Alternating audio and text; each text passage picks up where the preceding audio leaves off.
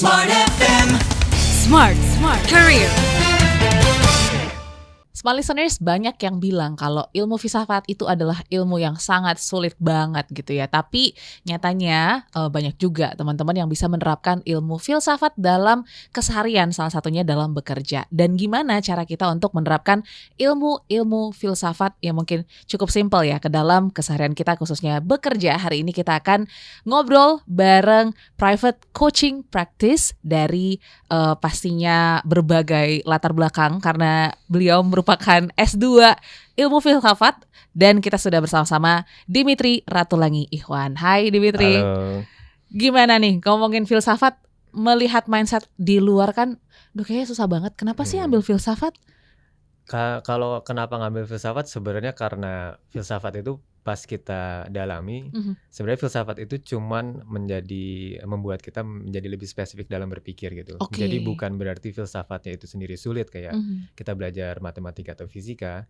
Cuman konten di dalam filsafat itu sebenarnya karena saking banyaknya dan banyak perspektif yang mencoba untuk berkontribusi ke satu ilmu, dan tidak ada yang technically nggak ada yang salah. Jadi kadang suka membingungkan karena kita tidak bisa membedakan mana filsafat yang sebenarnya berguna bagi kita di sehari-hari, dan mana filsafat yang kayak hanya bisa diterapkan di konteks perkelasan gitu. Oh oke. Jadi sebenarnya kalau setelah dijalanin oleh Dimitri, filsafat tuh nggak sesusah yang dibayangkan orang-orang ya? Iya, jadi untuk melakukan filsafat itu sendiri sebenarnya ada teknik-tekniknya yang bisa diterapkan gitu. Jadi bukan semacam disiplin ilmu yang didalami saja, tetapi ada yang bisa kita lakukan untuk berfilsafat itu sendiri sebenarnya. Oke, berarti kan tadi Dimitri katakan bahwa ilmu filsafat ini mengajarkan kita untuk berpikir ya, Iya, betul.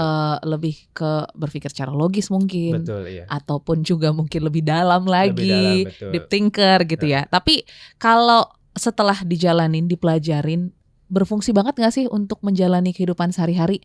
Apakah ini seperti ilmu-ilmu di luar ya, misalnya kalau kita belajar matematika ya udah khusus untuk ngitungnya aja gitu, ya. atau sosial kayak aku komunikasi ya udah belajar untuk komunikasinya aja.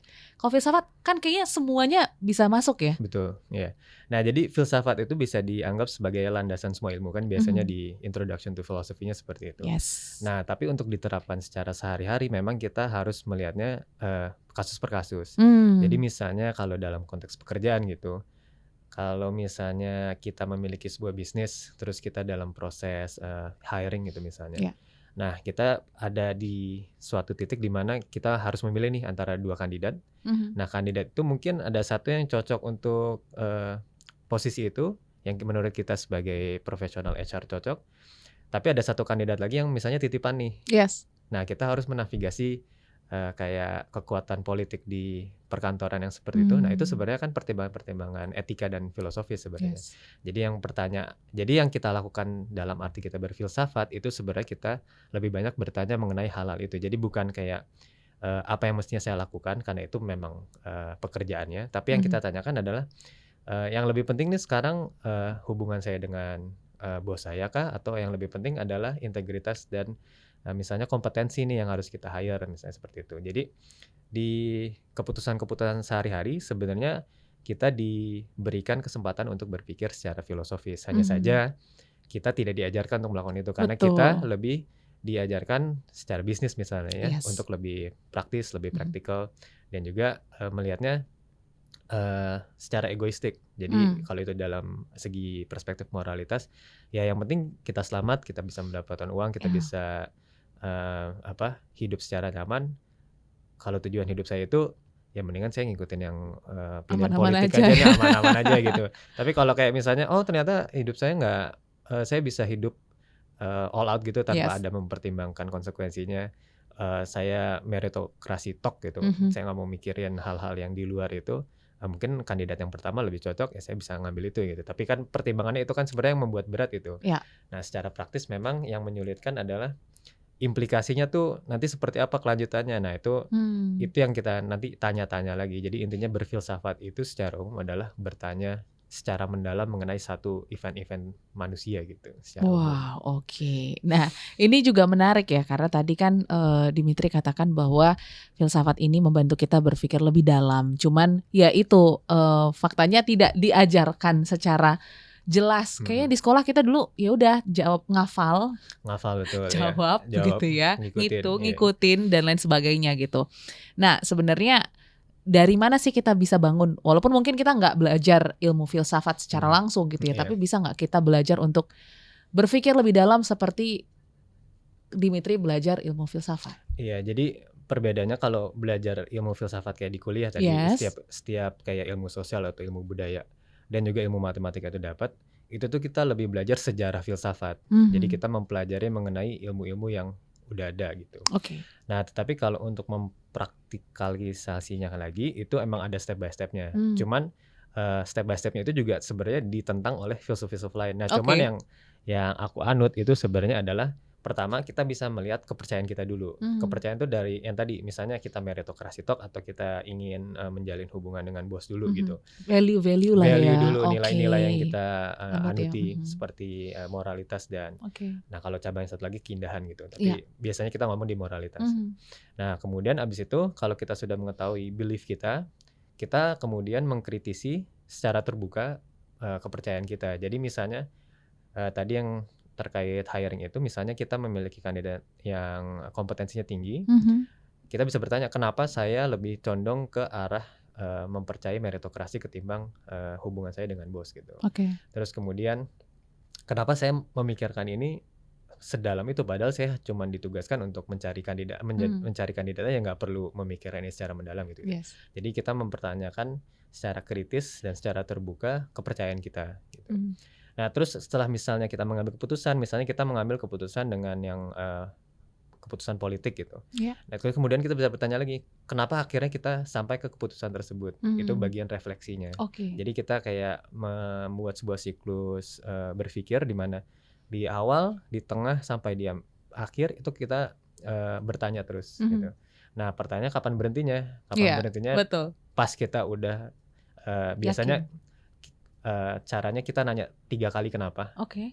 three whys. Ah hah. Jadi kayak kenapa ini? Oke, kenapa kita nerima ini? Oke, 3 kali. Nah, biasanya di keempat tuh udah susah banget kita jawabnya.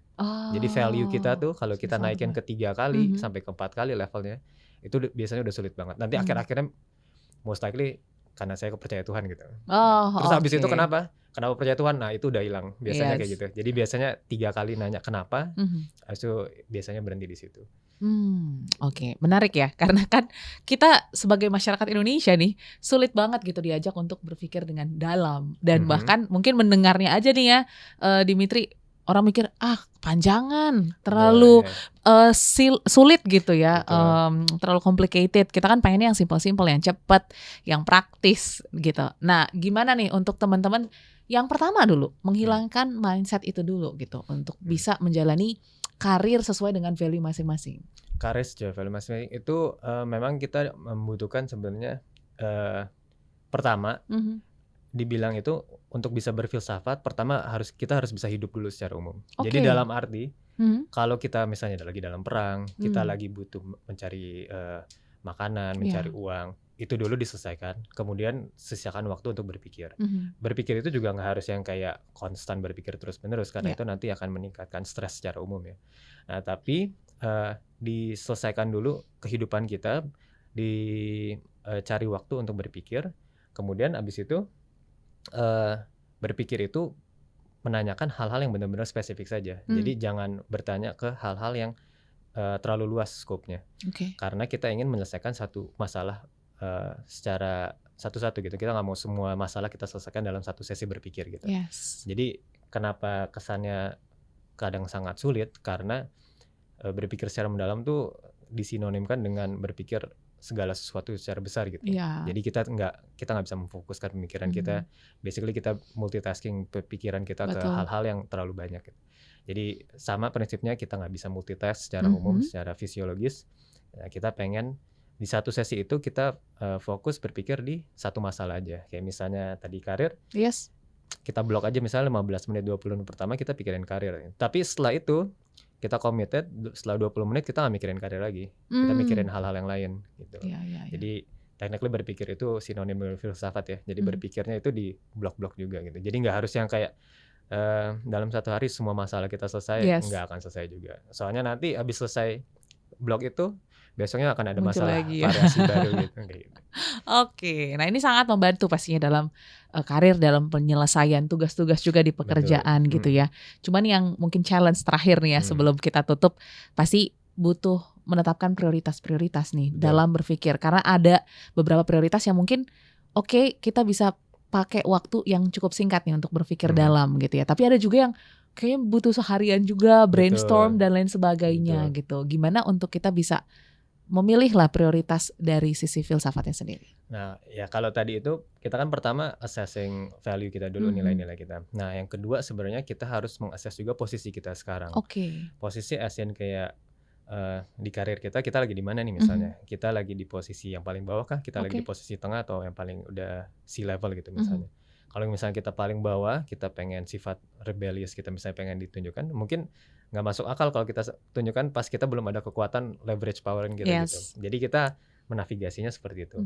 Nah, jadi untuk mengetahui mana yang menjadi prioritas itu sebenarnya mengidentifikasi apa yang saya miliki, apa yang saya tidak miliki, dan juga mengidentifikasi saya akan memiliki apa di masa depan dan apa yang bisa saya lakukan setidaknya sampai saya dapat ke posisi yang saya inginkan dulu gitu. Jadi jangan memikirnya kayak 20 tahun ke depan, tapi kayak mikirnya untuk minggu depan, untuk 1 bulan, untuk quarter selanjutnya, saya mau di posisi di mana.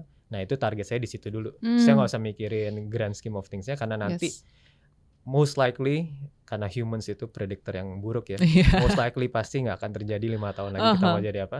Fokus di kayak itu di blok-bloknya aja. Jadi mesocycle-nya per minggunya gimana, per bulannya gimana, per tahun udah jangan nggak usah terlalu lama gitu, nggak usah terlalu banyak. Walaupun grand vision kita ada 5 tahun Yes. ke depan, itu cuma nggak usah itu jadi Jadi fokus satu-satunya. utama ya. Fokus utamanya itu minggu depannya dulu. Yes. Fokus utama itu besok dulu gitu. Kayak gitu aja sih. Oke, jadi pastinya ini semoga bisa menjadi apa ya, penerapan baik ya dalam karir kita. Semoga. Karena kalau kita fokus ke hal yang sekarang ya, ini akan membantu juga karir kita bisa meningkat. Betul. Amin-amin menjadi C-level seperti itu ya. So thank you Dimitri untuk Makasih. insight-nya pada episode kali ini, dan juga smart listeners bisa juga dengarkan berbagai topik ya, dan juga pastinya tema-tema yang seru yang pastinya akan membantu peningkatan karir Anda dalam Smart Career. Kalau begitu kami pamit, sampai jumpa di episode berikutnya. Smart FM. Smart Career. Make your future better.